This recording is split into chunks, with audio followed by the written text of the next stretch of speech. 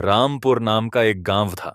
उस गांव में मालती देवी अपने दो बेटों रमेश और मुकेश और अपनी सास सुमित्रा के साथ रहती थीं। मालती देवी के दोनों बेटे बड़े आलसी और कामचोर थे। उन्होंने अच्छी खासी पढ़ाई की थी, पर उनका मन काम में बिल्कुल नहीं लगता था। वो कभी कभार ही काम करते थे, बाकी सारा समय घर पर ही बेकार पड़े रहते थे। एक दिन मालती देवी ने सुबह सुबह उन्हें जगाना शुरू किया। रमेश, मुकेश, उठो, सुबह हो गई है, सूरज सिर पर आ गया है और तुम दोनों अभी तक घोड़े बेचकर सो रहे हो। क्या तुम्हें जिम्मेदारी का कोई एहसास है भी या नहीं? चलो उठो, वरना दादी अभी तुम्हें अपने डंडे से मारेगी। माँ क्या यार, सोने दो ना प्लीज, ये आपका रोज का ड्रामा है।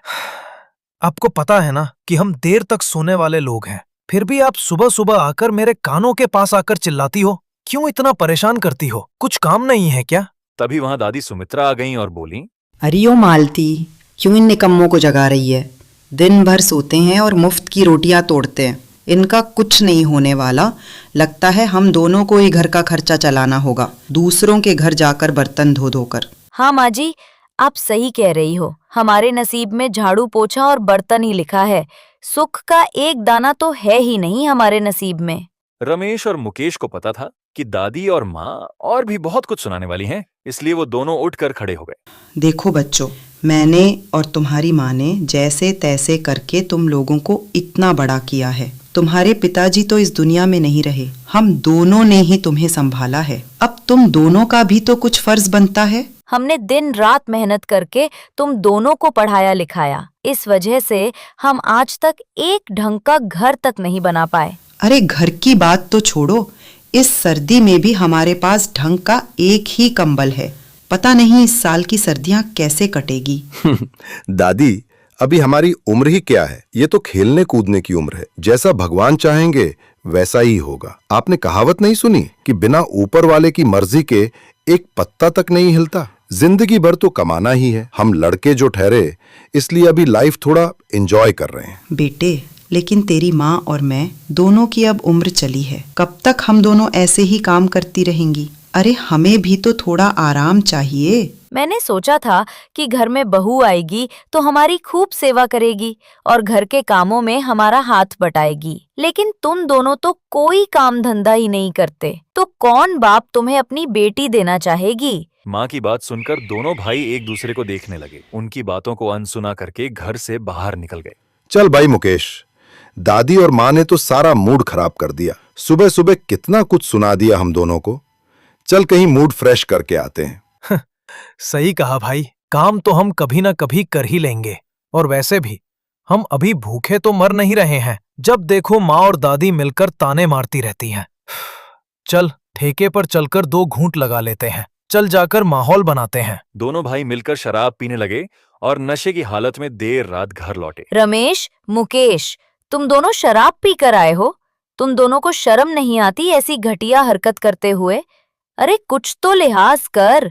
वो माँ, वो कल से पक्का शराब को हाथ नहीं लगाऊंगा। आज तो मैंने ऐसे ही पी ली। अरे तुम लोग शराब तो पीकर आए हो, पर पैसे कहाँ से आए? कोई काम तो करते नहीं हो, तो पैसे कहाँ से मिले?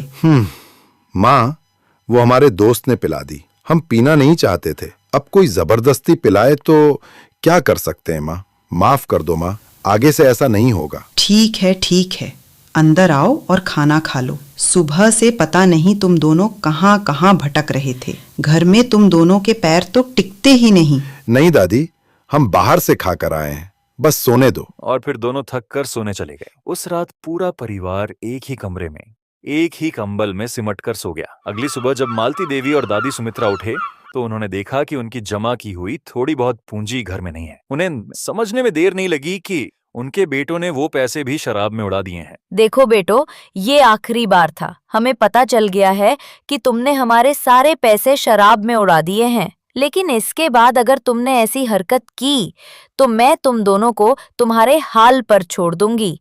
फिर तुम कुछ भी करना, हमें फर्क नहीं पड़ेगा।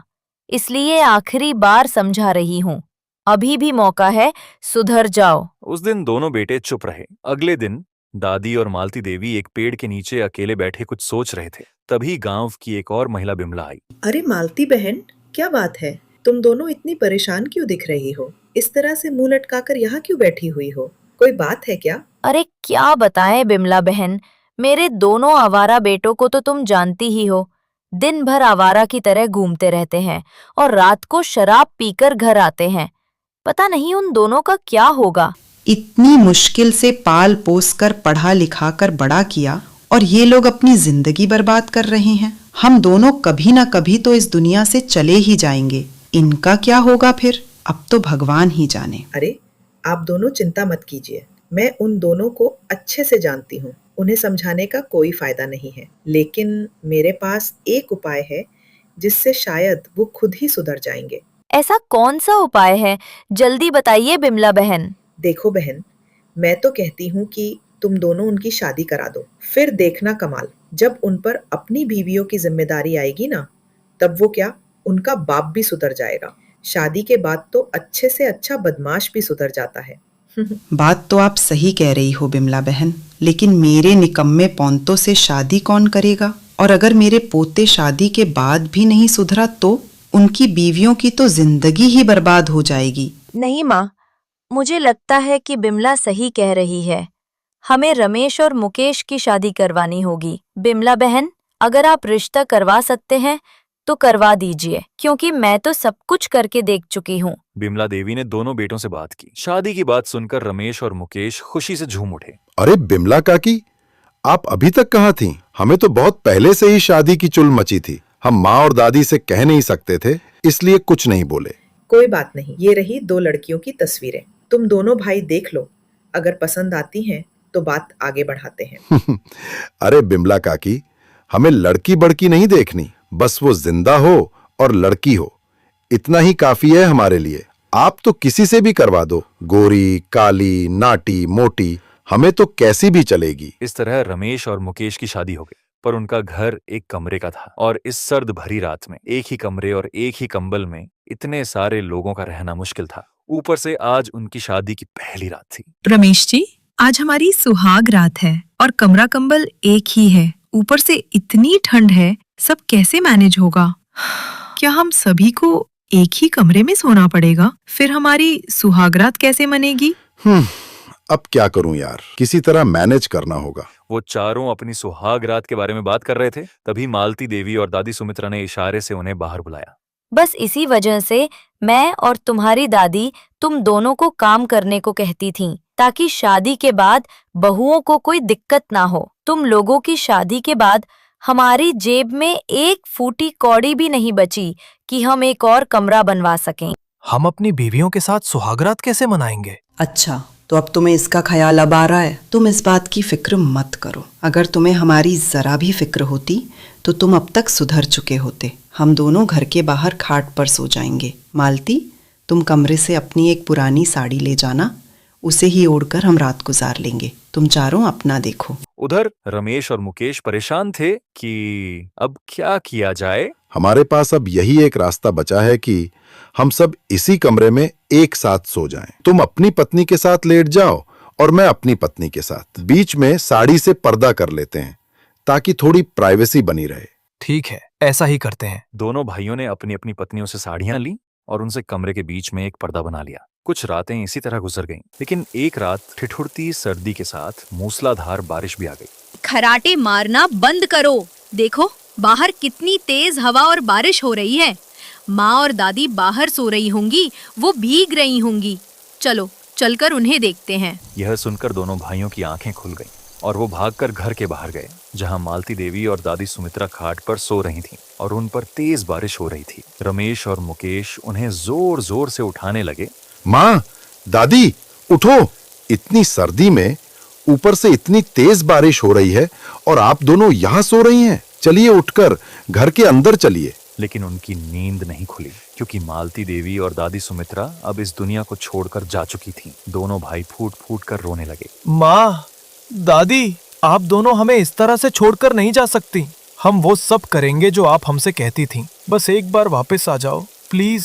लेकिन उन दोनों ने अपनी आंखें मुंह नहीं खोली, क्योंकि वो इस दुनिया से जा चुके थे। अगले दिन उनका अंतिम संस्कार किया गया। माँ और दादी सही कहती थीं। बेचारे अकेले ही उन्होंने हमें बड़ा किया और हम इतने हट्टे कट्टे होने के बावजूद उनके टुकड़ों पर पलते रहे। अगर हमने समय पर मेहनत की होती और घर बना लिया होता तो आज वो दोनों जिंदा होते। सब हम दोनों की गलती है। अब तुम दोनों को इस बात का एहसास हुआ, यही बहुत बड़ी बात है। इसीलिए तो जब कोई बूढ़ा बुजुर्ग या हमारे माँ बाप हमें कुछ समझाते हैं तो उनकी बात माननी चाहिए, क्योंकि वो बहुत दूर की सोचते हैं। लेकिन अब हमें काम करना है। लेकिन हम दोनों को काम देगा कौन? आप दोनों चिंता मत कीजिए, मैं अपने बाबा से कहकर आप दोनों का काम लगवा सकती हूँ। बस आप दोनों मेहनत से काम कीजिएगा। इसके बाद दोनों भाइयों ने अपनी माँ और दादी की आखिरी ख्वाहिश पूरी करने के लिए जी जान से मेहनत की। उन्होंने मिलकर एक खूबसूरत घर बनाया जिसका नाम उन्होंने मालती सुमित्रा निवास रखा। इस कहानी से हमें यह सीखने को मिलता है कि समय रहते अगर हम समय का उपयोग नहीं करेंगे तो बाद में सिर्फ पछतावा ही बचेगा।